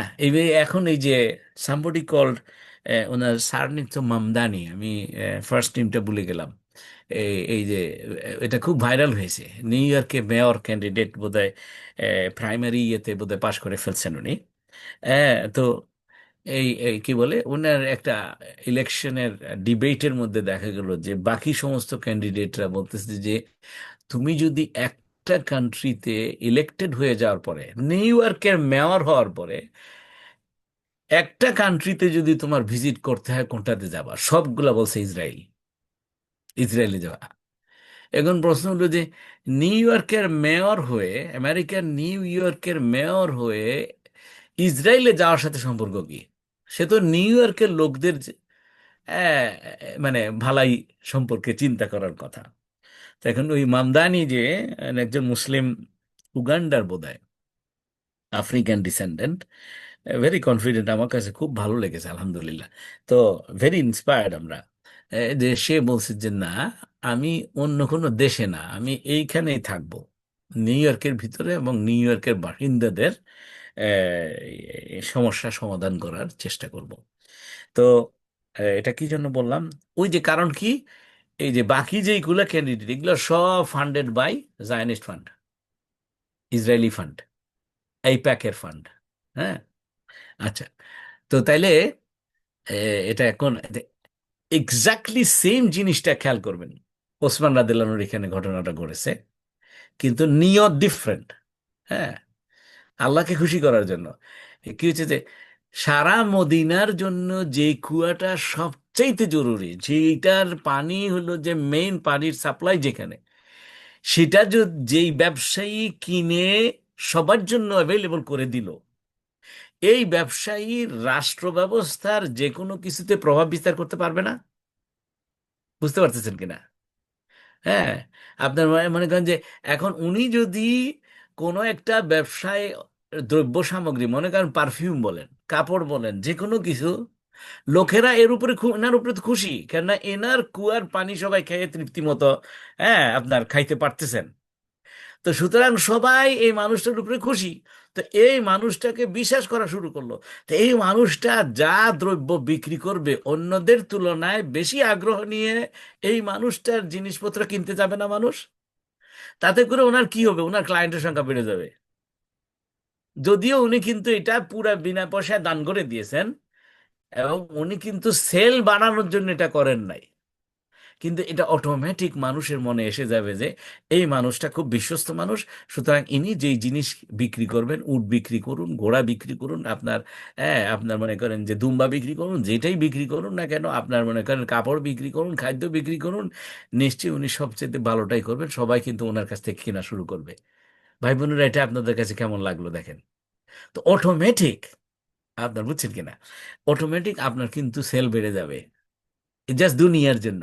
আচ্ছা, এখন যেই মানুষগুলো মনে করেন যে সেকুলার সেন্সে কোনো রিলিজিয়াস চিন্তা না করে, আখেরাতের চিন্তা না করে, হ্যাঁ, এইভাবে করে আল্লাহর মানে আল্লাহর পথে না, এটা হচ্ছে যে কি, চ্যারিটেবল দান করে, ওই যে এন্ডাওমেন্ট ফান্ডে দান করে, তারা, তাদের জন্য রিসার্চ করে দেখা গেছে, প্রফেসর কি বলে ওনার নাম কি, ব্রুকস না, আর্থার ব্রুকস বোধ হয় নাকি, হ্যাঁ, আর্থার ব্রুকস, হার্ভার্ড ইউনিভার্সিটির প্রফেসর উনি, ঠিক আছে, যে কেউ যদি 100,000 ডলার যদি এভাবে চ্যারিটি করে, দান করে দেয়, ফিলান্থ্রপিক ইয়ে করে, সে ফেরত পাবে হলো 160,000 ডলার।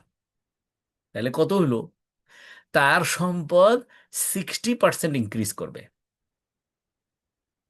খেয়াল করবেন, খুবই ইন্টারেস্টিং জিনিস, সুবহানাল্লাহ। এটা হলো যে সে যদি সেকুলার হয়, আল্লাহকে মাথায় না রেখে, গডকে মাথায় না রেখে, হ্যাঁ, আপনার দুনিয়াবি সেন্সে সেকুলার মাইন্ডে সে যদি দান করে, হ্যাঁ, মানুষের উপকারের জন্য, সেটা শিক্ষা খাতে হোক আর যেই খাতে হোক না কেন, তো সেই মানুষটা, এই তার যত 100,000 পাউন্ড দান করলে সে 160,000 পাউন্ড তার সম্পত্তি হবে 160,000, বুঝতে পারছেন কিনা, 60% ইনক্রিজ করবে over the long, over time. হ্যাঁ, তো এখন অর্থাৎ কিনা এটা দ্বিগুণ না কিন্তু, তাহলে একে 1.6 হইল না। আচ্ছা, কিন্তু আল্লাহ রাব্বুল আলামিন বলে দিচ্ছেন, আল্লাহ আমি বুঝি না যে মানে আমরা কেন এটা খেয়াল করি না, না? যে ব্যক্তি আখেরাতের চিন্তা করে আল্লাহকে খুশি করার জন্য আল্লাহর পথে দান করলো, তার জন্য আল্লাহ বলতেছে 1/700। এই একটা তো সবাই মুখস্থ করে ফেলবেন, সূরা বাকারা 261 নম্বর আয়াত। হ্যাঁ, ওসমান রাদিয়াল্লাহু আনহু কি করেছেন? আখেরাতের কথা চিন্তা করে, হ্যাঁ, আশারায় মুবাশশারা হয়েছেন, এবং আল্লাহর সন্তুষ্টির কথা চিন্তা করে আল্লাহর বান্দাদের ভালোর জন্য উনি এই কুয়াটা কিনেছেন এবং দান করে দিয়েছেন, না? তাইলে ওনার জন্য কি?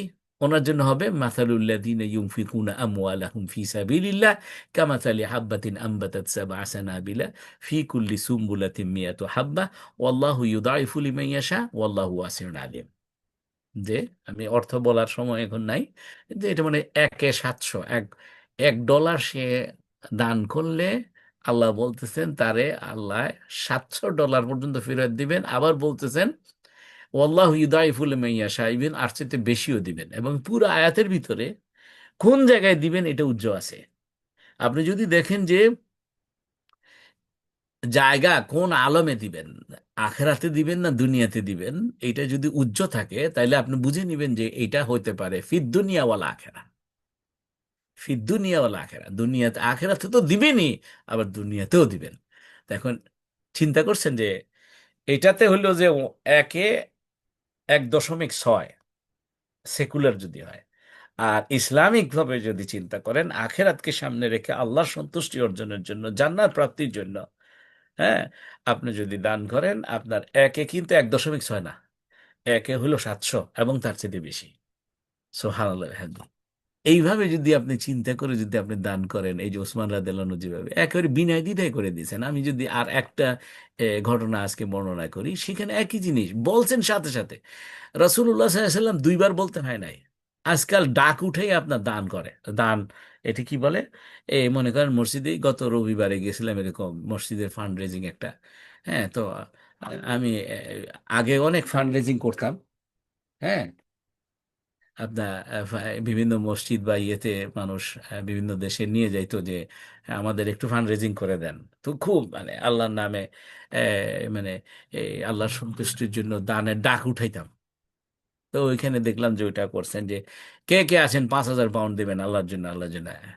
হ্যাঁ, আমি 10 জন চাই। তো কতজন হয়েছে? অনেক কষ্ট করে আপনার এই খয়রাত খুঁজতে খুঁজতে আপনার একজন, দুইজন, তিনজন, মনে করেন 5 জন দিছে। এরপরে বলে যে 2,500 পাউন্ড কে কে দিবেন, এরপরে বলে যে, এবং এটা ঘন্টা ধরে চলতে থাকে।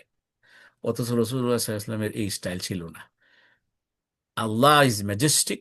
Nabi Muhammadur Rasulullah sallallahu alaihi wasallam was majestic, and Allah's message and Rasulullah sallallahu alaihi wasallam's message is majestic. ওনারা ভিক্ষা করেন নাই, আল্লাহর পথে দানের টাকা দিবেন। এটা হলো যে আপনি যে আপনার কাছে আল্লাহর পথে দানের জন্য আপনার কাছে চাইতেছেন, ওনাকে আপনি কিন্তু ফেভার করতেছেন না। আপনি, উনি যে, ওনারা যে আপনার কাছে এসে আপনার কাছে চাইছেন, এটা মনে করলেন যে আপনি তাদের প্রতি কৃতজ্ঞ হবেন, কেননা তাদের উসিলায় আল্লাহ রাব্বুল আলামিন আপনাকে একটা দানের রাস্তা খুলে দিয়েছেন। আপনি এবারে, এবং এটা আল্লাহ সিদ্ধান্ত নিয়েছেন যে আপনি দান করবেন এবং আল্লাহর কাছে মর্যাদা আপনার বাড়বে। সেই জন্য এই মানুষগুলা অন্য দরজায় না যাইয়া আপনার দরজায় এসে নাড়া দিতেছে। সেম সময়ে আরেকজনের কাছেও যাইতে পারতো। কথা বলছেন কিনা? তো এখন এটা তাইলে এখানে কিভাবে করছেন? এই যে কুয়ার কথাটা বলছি না, উনি জাস্ট বলছেন, রাসূলুল্লাহ সাল্লাল্লাহু আলাইহি ওয়াসাল্লাম ওসমান রাদিয়াল্লাহু আনহু করে ফেলছেন। আরেকটা আছে যে কি, একটা মসজিদের একইভাবে মসজিদে নববীর এক্সটেনশন, এখন দেখছেন না মসজিদে নববীতে যারা যারা গিয়েছেন, এই যে যারা হজ করতে গিয়েছেন তখন তো নিশ্চয়ই মানে মদিনাতেও গিয়েছেন। মসজিদে নববী কত বড়, কত জায়গা, এই যে এক্সটেনশনের জায়গা কার? ওসমান রাদিয়াল্লাহু আনহু দেওয়া। রাসূলুল্লাহ সাল্লাল্লাহু আলাইহি ওয়াসাল্লাম যখন মসজিদে নববী করেছেন, তখন এরকম হয়েছে যে যেমন লাইলাতুল কদরের বর্ণনাতে এইভাবে আসছে যে এই যে যেই রাতের কথা, লাইলাতুল কদর হওয়ার কথা, সাহাবীরা বর্ণনা দিয়েছেন যে কি আমরা টের পেয়েছি, রাসূল সাল্লাল্লাহু আলাইহি ওয়াসাল্লাম বলছেন যে কি একটু ঝিরঝির বৃষ্টি হবে, ড্রিজলিং। হ্যাঁ, আপনার সেই যে আমরা টের পেয়েছি যে আমরা যখন মাথা মাটিতে সেজদা দিয়েছি, মানে আমাদের কাদা কাদা ভাব লাগছে। তার মানে হচ্ছে যে ফ্লোর কিন্তু কাদা কাদা ছিল, বুঝছেন কিনা, ছোট মসজিদ ছিল তখন ওইটা। এক সময় মুসল্লির সংকুলান হইতেছে না, জায়গার সংকুলান হচ্ছে না বলে রাসূল সাল্লাল্লাহু আলাইহি ওয়াসাল্লাম শুধু সিম্পল বলছেন যে যে অমুক গোত্রের জমি, এই যে মসজিদের অ্যাডজাসেন্ট যে জমি, এ কিনে মসজিদের সাথে সংযুক্ত করে দিবে, আল্লাহ তাকে জান্নাতে এর চাইতে উত্তম দান করবেন, প্রতিদান দান করবেন। বলার সাথে সাথে কোনো চিন্তা না করে সোজা যাই ওই জমিটা কিনে ফেলছেন কে? ওসমান রাদিয়াল্লাহু আনহু কিনে মসজিদের জন্য দান করে দিয়েছেন। হ্যাঁ, উনি এই জমিটা কত দিয়ে কিনছেন? 20,000 দিরহাম দিয়ে কিনে দিয়েছেন। আজকে কিন্তু সেই মসজিদের এক্সটেনশনে কিন্তু আমরা নামাজ পড়ি, তাই না? তো দেখেন, তা নিশ্চয়ই প্রথমে টু বিগিন উইথ ওনার অনেক অর্থ ছিল। তার মানে যে অলরেডি বরকত ছিল ব্যবসাতে, হালাল ব্যবসাতে, সেখান থেকে অনেক ইনকাম করতেন উনি। জমি জমা ছিল, সেখান থেকে অনেক ইনকাম করতেন। এবং একই সাথে ওনার দানের যে পর্যায়ে, ইনশাল্লাহ আগামী সপ্তাহে আপনাদেরকে আরো অ্যামেজিং ঘটনা বলবো ইনশাল্লাহ ওসমান রাদিয়াল্লাহু আনহু। আপনারা সবাই জয়েন করবেন ইনশাল্লাহ। আজকে যেহেতু অনেকখানি সময় হয়ে গেছে, আমার মনে হয় আমি এখানে থামাই। যে এটা কি বলে, আহ, আপনাদের কাছে কেমন লাগলো, এবং যদি আমার কোনো কথায় মানে আপনার প্রশ্ন থাকে, ক্লারিফিকেশন থাকে, আপনারা জিজ্ঞেস করতে পারেন কয়েক মিনিট ইনশাআল্লাহ। আমরা এটা কন্টিনিউ করব আগামী সপ্তাহে ইনশাআল্লাহ। সুবহানাকাল্লাহুম্মা ওয়া বিহামদিকা আশহাদু আল্লা ইলাহা ইল্লা আনতা আস্তাগফিরুকা ওয়া আতুবু ইলাইক। জি। আর